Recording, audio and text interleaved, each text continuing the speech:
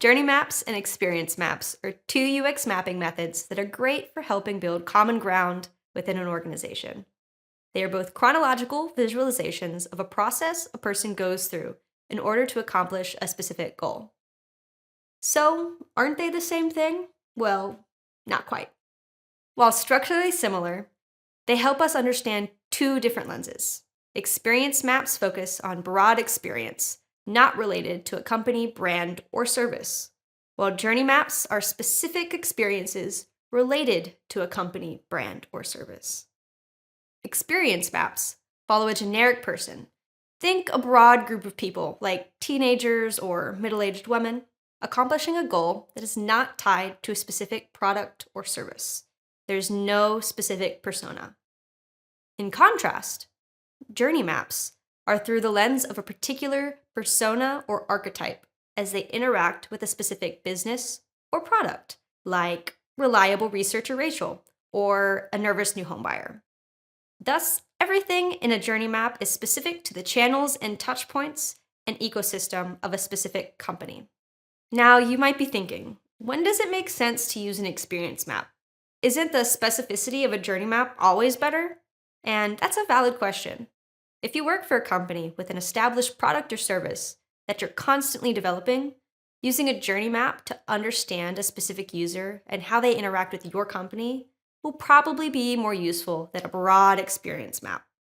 However, if you don't have a specific persona to target, but a general idea or concept you want to explore, that's where experience maps might come in handy since they focus on understanding general human behavior. Let's walk through an example using these two frameworks together and how each might be useful in their own way. Imagine we're a startup in the health and wellness market. We don't have a product yet or personas. Our goal is to get a better understanding of the mindsets and actions the average person starting their health improvement journey might go through in order to better focus our discovery research. For the generic person, the wellness journey might start with recognizing health issues, whether mental or physical, or desires to improve themselves in some way, like stress reduction or weight management. They might start by setting a goal for themselves or be motivated to start their journey through conversations they have or social media. In an experience map, we may capture thoughts like, I'm ready to make a change, but I don't know where to start. I want to improve my overall wellness. I should eat healthier.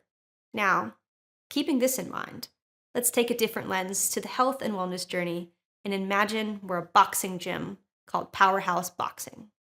And we're hoping to empower and encourage more middle-aged women to join by offering women's only classes. In fact, this company has already conducted some research and has created the persona Eliza, a 30-year-old woman who hasn't been very active and is looking to improve her fitness. She's nervous about being judged at the gym, so she's searching for group fitness classes where she'll be around other women.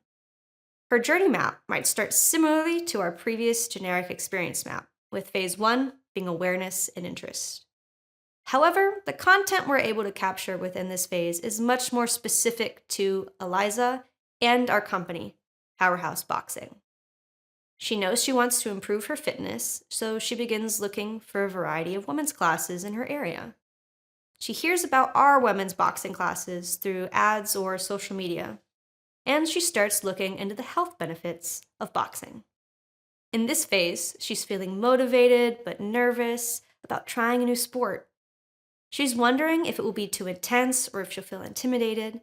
However, she also thinks boxing might be a great way to improve her self-defense skills and also be empowering. As we see in this journey map, we're dialed in on one specific persona or archetype and their direct relationship to a business and service. To sum it up, both journey maps and experience maps are powerful frameworks for both understanding and communicating user behavior, but they serve different purposes. Journey maps are ideal for focusing on specific personas and how they interact with your product and service. Experience maps, on the other hand, give you a broader understanding of general behaviors across a wider audience, which is particularly helpful for exploring new markets or concepts. Thanks for watching. If you want to see more of our UX videos, Take a look at these over here and consider subscribing to our channel. On our website, inninggroup.com, you can access our free library of over 2,000 articles. You can also register for one of our UX courses that offer live hands-on UX training.